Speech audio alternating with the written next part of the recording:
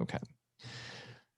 So the second part of Web Ready is I want you to sort of export for Instagram. And same thing that we did with Adobe Portfolio, I'm just going to do Instagram optimal. I just recorded how terrible of a speller I am, everyone. So I know that Instagram loves a 1080 by 1080 pixel image. And again, because we're on a screen-based thing, our sort of resolution is going to be, can anybody remember the resolution? The PPI? Like Justin just recorded, 72, great. So I'm going to do 72 DPI in an sRGB mode at 1080 pixels on the long size. Now, what do we notice about this resize? Justin does not have a square format camera. So none of my pictures are square. So we're going to trick Instagram into thinking we've got square pictures. So the first thing that we're going to do is we're going to select all. We're going to export on the long edge at 1080 pixels. And then we're going to put everything into Photoshop and do a canvas size. So now let's go through and do that step where we export from Lightroom at a certain size, and then we're going to modify them sort of by putting white space on either side of the image in Photoshop. And I'll show you how easy and fast this will be. But don't tell anybody, because I think I do this for the school Instagram and everybody's like, it must take you hours. And I say, yes, it does. And it takes me like 7 seconds. And then I sort of get a pat on the back by everyone. So I'm selected all. I go to File. I go to Export. Now, there's my Adobe Portfolio preset. I'm going to actually use pretty much all of this, except for I'm going to change Schmitz to Insta. And actually, because I don't know about you, but like I'm sort of always uploading Instagram like one at a time. So I'm going to actually get rid of the sequence and I'm going to switch back to the original file number, because the original file numbers may be more important than the sequence, because unlike a website, I'm not going to sort of like force you to see it in like a 1 through 15 thing. I'm sort of doing 1 or 2 images at a time. So again, it's all about the way that you have decided to organize your system. But I'm just going to go ahead. I'm going to do Schmitz, Justin, Insta, and then I'm going to keep that original file number, which is a little bit of a change.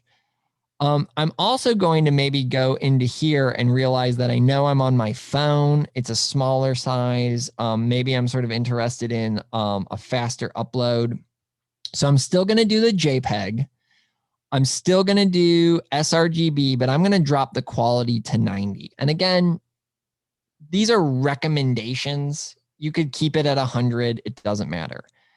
However, this is where things get really important. I am now going to do the long edge at 1080 pixels, 72 DPI.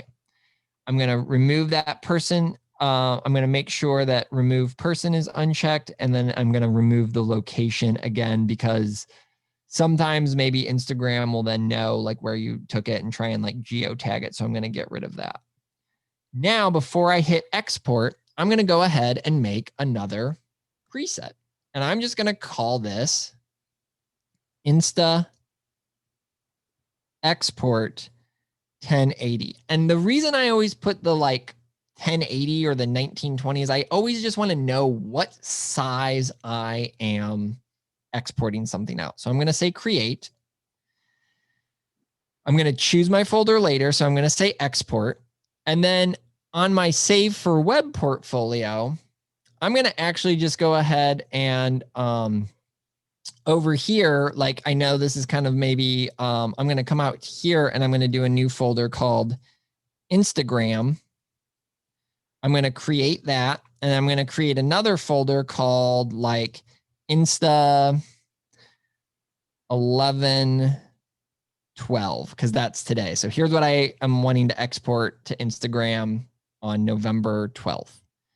So I'm going to say create and I'm going to say open. Okay.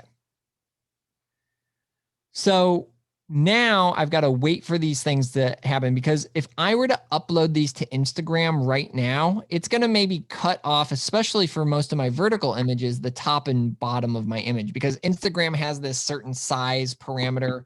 And yes, it'll allow you to do horizontal images now, but like I've already done this much work. I could do one more step. So now what I'm going to do is I'm going to switch over to Photoshop.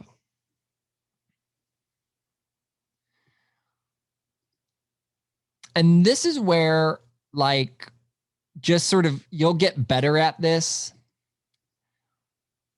What I'm going to do is I'm going to just grab all of these and I'm going to work on them all at the same time. So I'm going to drag them into the Photoshop icon, or I'm going to right click to say open in Photoshop, or I'm going to do whatever. Now, I have this warning that says like, hey, these are sRGB, your color working space is Pro Photo. What should we do?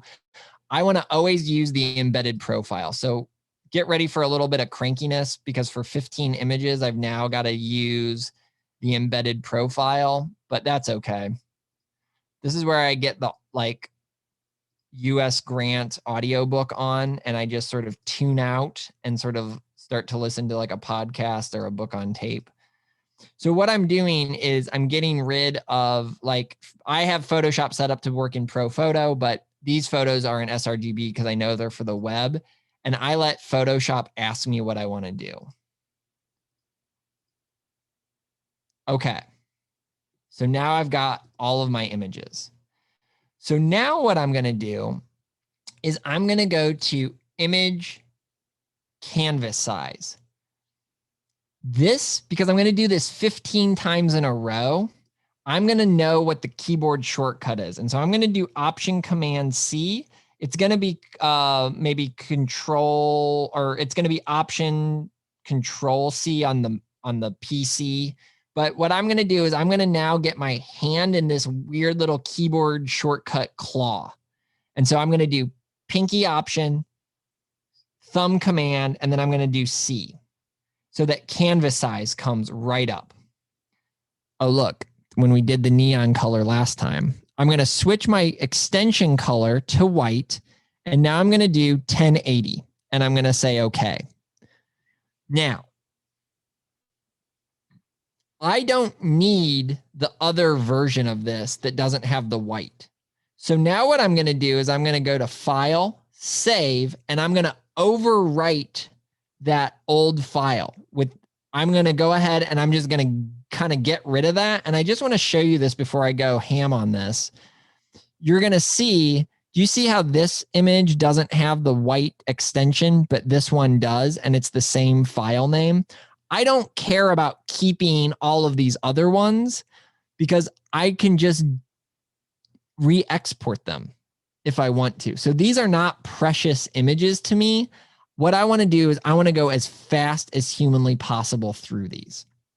So let's just sort of set a timer, and you too one day will get as good as I am at this. So I'm going to do Command C. Okay, so I've already done that one. So I'm going to switch to my next image on the tab. I'm going to do Command C, or Command Option C for image canvas size. I'm going to make sure that I go 1080 on the side that's not 1080, right? Boom. Save. Do my maximum compression at 12. Now I've got another square image. Canvas size, 1080. Okay, you want to get real crazy, people? Let's copy 1080. Let's do save. We're going to do our maximum compression. We're going to go to this one, Command C, Command V for copy paste, 1080, boom, save. You can tell I have applied and failed to a lot of artist residencies because I can resize images like nobody's business. And so I'm just going to get into this zone where I'm extending the canvas on all of these. And again, I'm doing canvas size. So not image size, canvas size. I'm doing that white. If you want to do black, you want to do gray, you want to do whatever. I'm just trying to trick Instagram into thinking what's up. Okay, so here we go. save, okay. Changing everything to 1080, so I'm totally in control.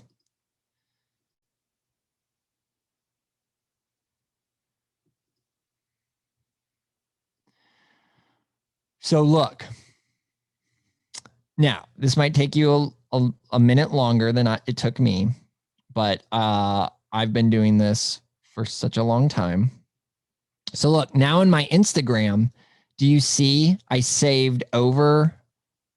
What? Oh, I haven't done all of them yet. There's hidden tabs. So now I've got to go down to this tab here. Yeah, there we go.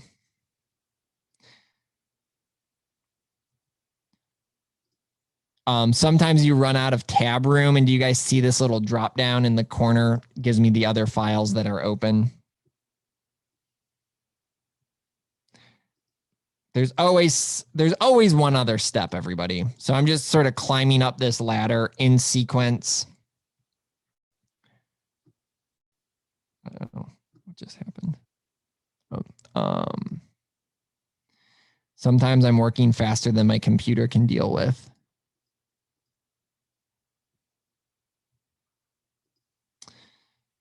Let me just do all of them so like I can sort of show you like the end of this. So again, all keyboard shortcuts. Like I'm just doing Option Command C and then Command S to save. Option Command C, canvas size, copy paste. All keyboard shortcuts.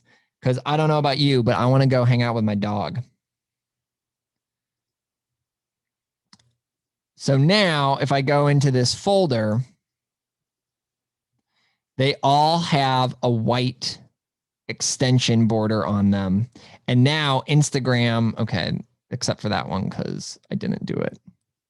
So now I sort of go back in, and again, like I sort of figure out which one did I miss. So I obviously got ahead of myself and didn't save this one.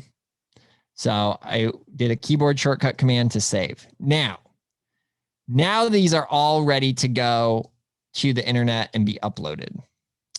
So I'm going to show you this thing on the Mac. If you don't have this on your PC, I think some PCs have this ability. So what I'm going to do is I'm going to unlock my phone now.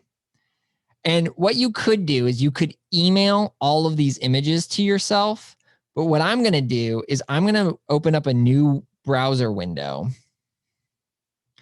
And I'm going to use this function called Airdrop. And you might have this on your sort of setup. So do you see when I go to Airdrop, it now recognizes my phone?